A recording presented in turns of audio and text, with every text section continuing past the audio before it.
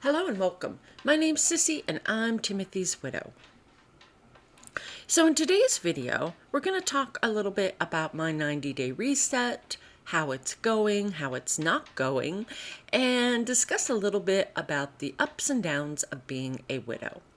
So if you're new to my channel, I had published a video, a couple of weeks ago now, discussing the 90-day reset, and my goal was to have everything prepped and set in place to kick off the month of September because I thought it would be the perfect time to start my 90-day reset. Of course, we all know that trying to navigate the grief journey is filled with challenges, emotions, anxiety, fatigue, and so much more. So I thought today is the perfect time to start discussing how my 90-day reset is going or not going, and some things that I have been struggling with, and some tips and advice that I am learning along the way. So if you're ready to join me, get yourself a cup of coffee or a cup of tea, get comfortable, and let's go ahead and talk about the 90-day reset and the ups and downs of being a widow. So if you're new to the channel, or even not, you may not know what a 90-day reset is. I have seen the 90-day reset used by several other YouTubers that I have followed in the past. And logically, it is an idea that makes sense. Now, when you combine life and all of those challenges in with being a grieving spouse, I'm not so sure logically that it's going to make as much sense as it would if you weren't dealing with that extra. But basically what the 90-day reset can be described as, it can be described as an attempt to reorganize and structure all the things in your life, emotionally and physically. So I certainly can't take credit or claim for creating a 90-day reset. I don't know how long this particular activity or theory has been in existence, but I certainly can't claim it. But I'm trying to approach it as modifying it to be workable for a grieving spouse. So if we take a step and sit back and reflect upon things, we know that grief overall takes a toll on grieving spouses and those who have lost their loved one.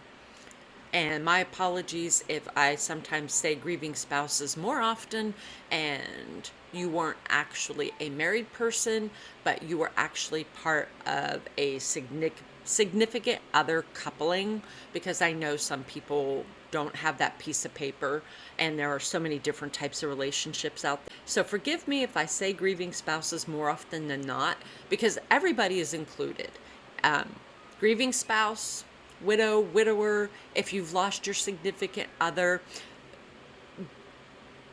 just please bear with me. I'm not trying to let anybody out of the equation, so to speak, because I want this to be inclusive for anybody. So anyhow, so we know that grief takes a toll on us. Emotionally, on the emotional side, grieving spouses are going to face many challenges emotionally while trying to navigate the grief journey.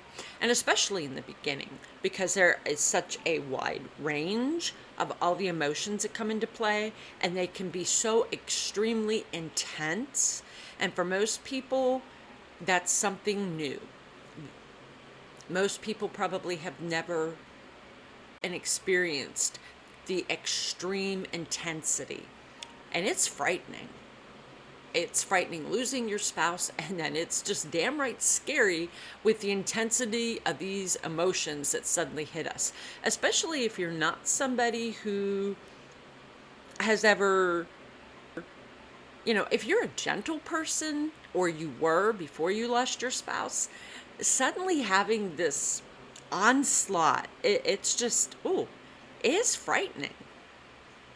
So there are many factors that will go into play to help our daily emotional health.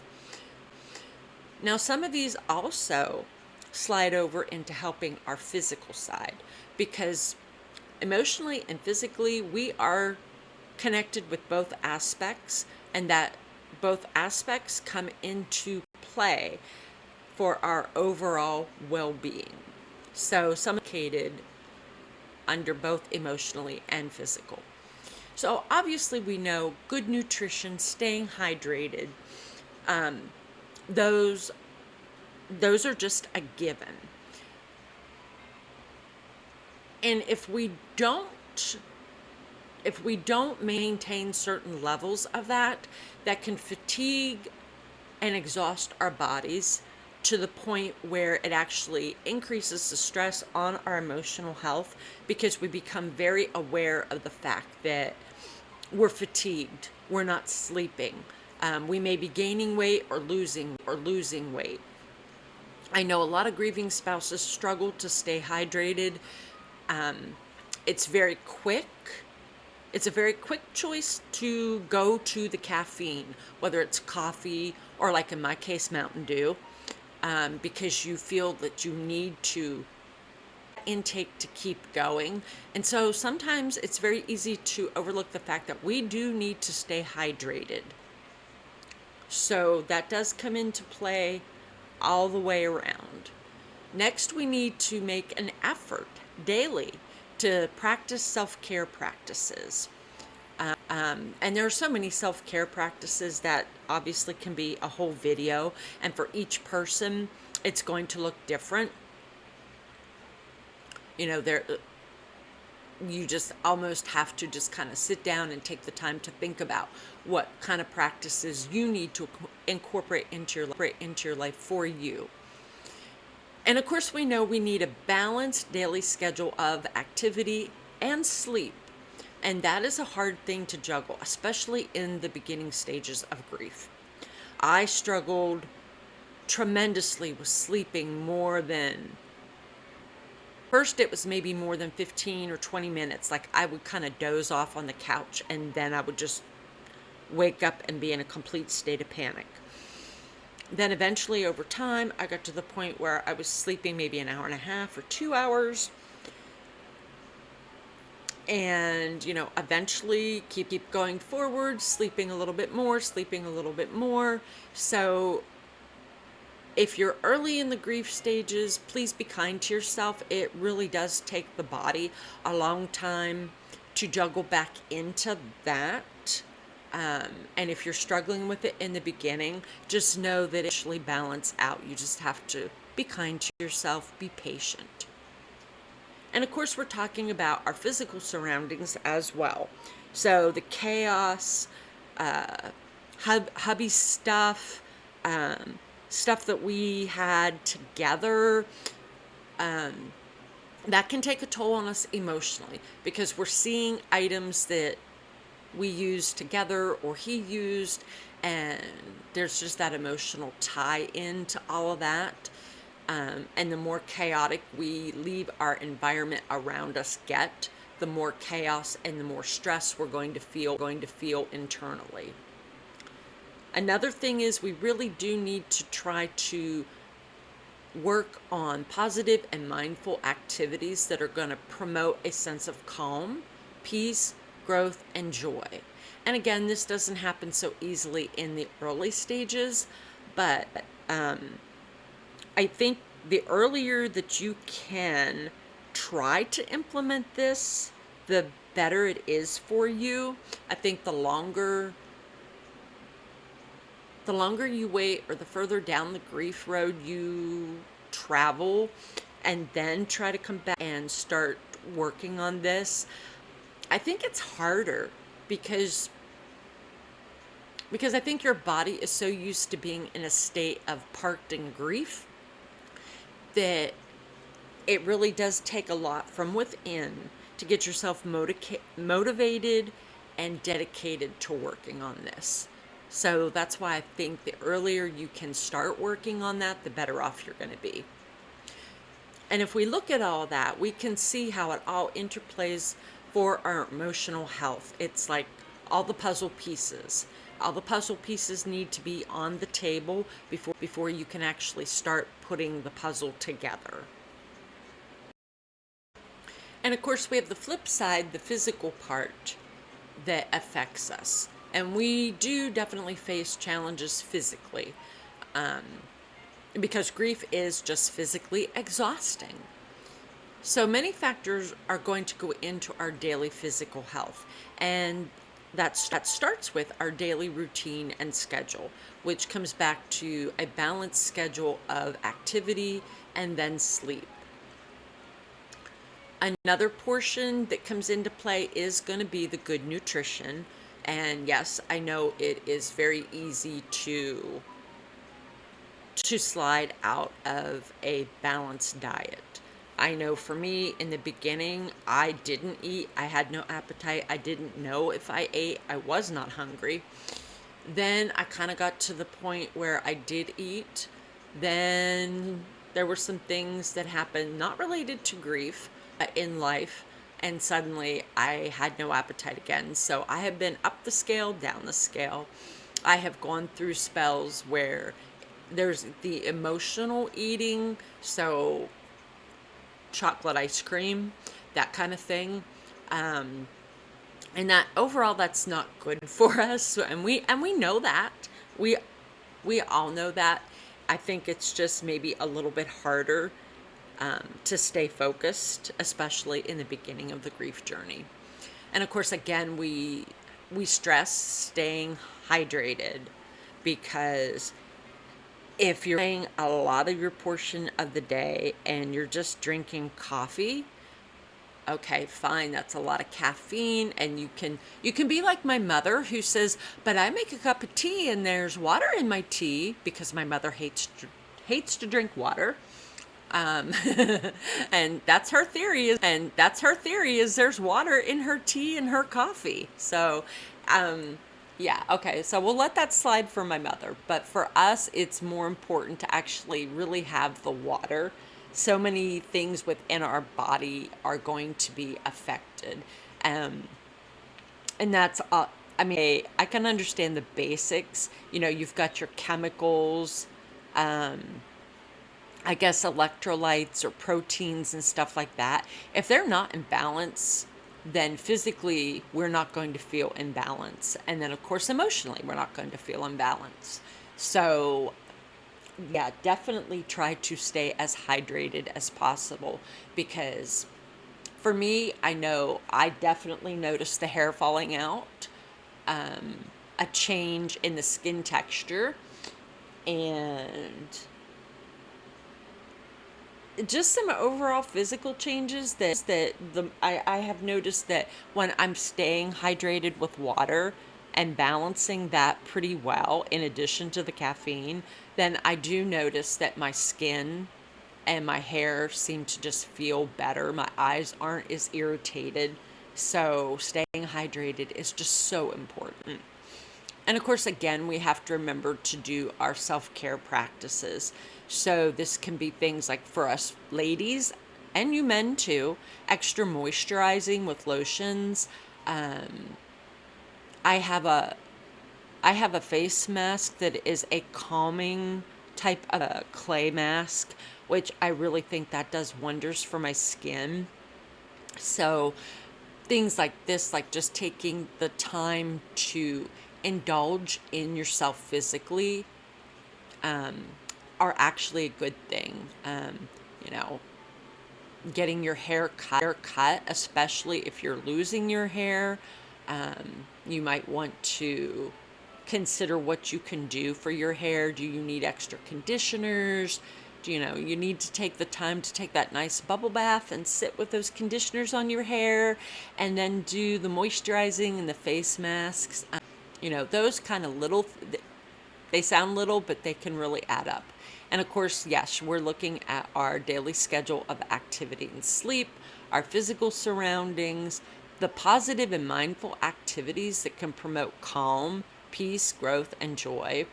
So all of this All of this physically and emotionally comes into play for our cognitive ability. Many grieving spouses will talk about the widow's brain or widow's fog, and that is definitely an issue. So, trying to keep our physical and emotional portions balanced out really does help with that. And that helps improve our analytical skills, any kind of just cognitive or thinking processes, because they are affected by both the emotional state and our physical state. So, if we're out of alignment, if we're out of balance, we're going to we're going to be feeling it in so many ways and so many areas. So let's talk about how my 90-day reset has been going so far. And I will say that I really haven't moved out of the prep stage yet. Good intentions, but we know with the grief journey and life itself that things can get complicated and chaotic very quickly. As far as the physical surroundings, I actually did get into the bedroom, which is a room I have trouble being in. And I guess that's normal, given the circumstance. At least got the boxes of stuff that I have. They're all kind of pushed aside to like the outer walls, leaving the middle area pretty open, which my cat loves because now she can roll around on the rug in there. So she really likes that. But it gives me space to work on. Then the computer desk in there, I took the things that were on it and worked with those. And then I have a small TV in there, so it's set up, replugged in, reset. It's a Roku smart TV, so I have it reset. So now when I am in the bedroom, I can turn the TV on and actually have something to focus on, to listen on, so that I can have that background companionship. Then there are that I will walk through and actually exist in, are pretty tidy. I'm doing a much better job with vacuuming on a daily basis because of the cat hair and just keeping things cleaner and less chaotic in general. There's still a lot of work to be done, but one step at a time, baby steps. The planners and the stuff for life organization, I got the planners over on the dining room table. Got the pens that I wanted and some other paperwork, and it's all there. But I didn't get my September planner set up yet. It just didn't happen with some other family stuff. A relative that's in rehab right now after a surgery, and just your general in life stuff that just is hard to deal with. As for an improved sleep and activity schedule, as I said, I am sleeping better. So if you're early in the grief journey and you're feeling frustrated with that, just know that your body will even out on that given time. That's not to say that I don't have issues. I do, but I always did have some sleep issues prior. So we're not quite at my normal level, but we're kind of getting there. One thing that I found me was setting the alarm for a certain time to get up in the morning and then maintaining that every day of the week, even on Saturdays and Sundays. That at least has been a consistent factor.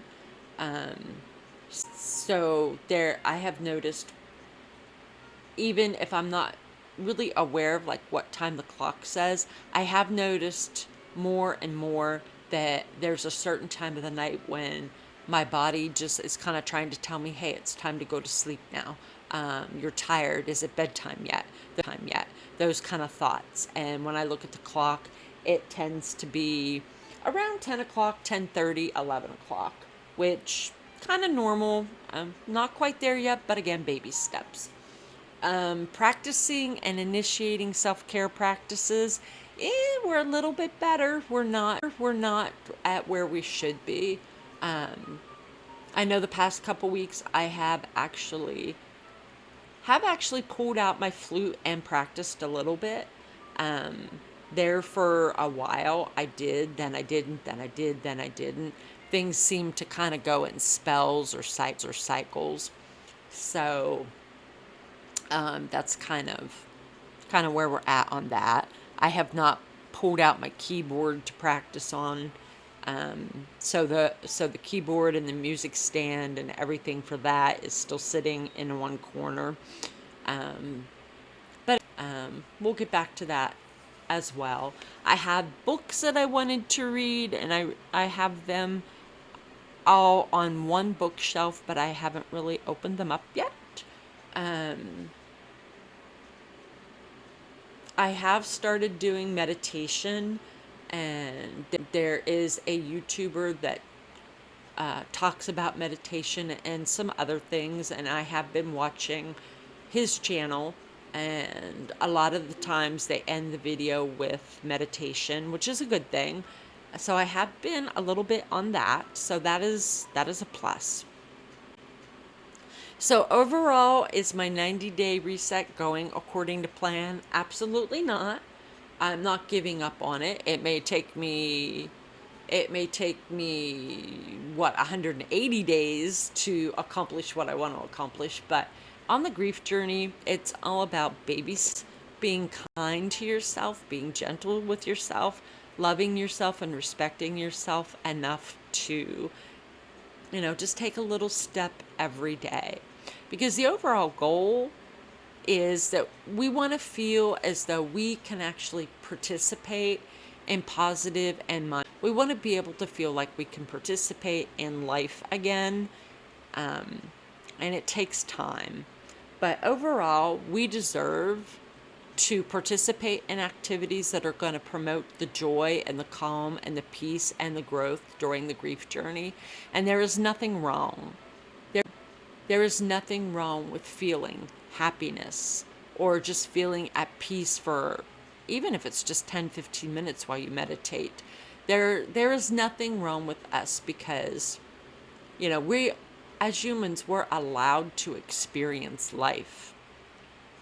And I know it should get ourselves balanced out to a point where we can, but we are allowed to enjoy life, even though we are still grieving. And I know in the beginning of the grief journey, I would have never, I probably would have just looked at somebody that said that to me and been like, okay, you're crazy. Now I get that. I comprehend it better. So that's the overall goal of the next, 90 days or 3 months or whatever you want to call it, is to get to a point where more often as a grieving spouse, I can actually be participating in the real world again. So that's my goal. We're not starting out gangbusters or gung-ho or whatever phrase you want to use, but we're going to get there. It's just going to take a lot of baby steps. So I am hoping that by me talking about all the ups and downs that you experience by being a grieving spouse, and by talking about where I'm at right now as compared to where you might be, that at least some of the positive things for me can be a little bit of inspiration for you, especially if you're in the early stages of the grief journey and you're feeling completely overwhelmed by everything. Just know that that is normal, and you will get there. It just is going to be a time where you have to practice passion and patience and compassion with yourself. There, I said it right that time. I'm sorry, I'm stumbling over my words. As always, I want to thank you so much for joining me for today's update on my 90-day reset. Hopefully, you're at a point where you can begin considering if you're ready for such a challenge. I hope that I provided something positive that resonated with you and helps you on your own healing journey as you navigate grief. Don't forget to be appreciative of any gift that comes your way this week, no matter the type or the size. It was meant for you.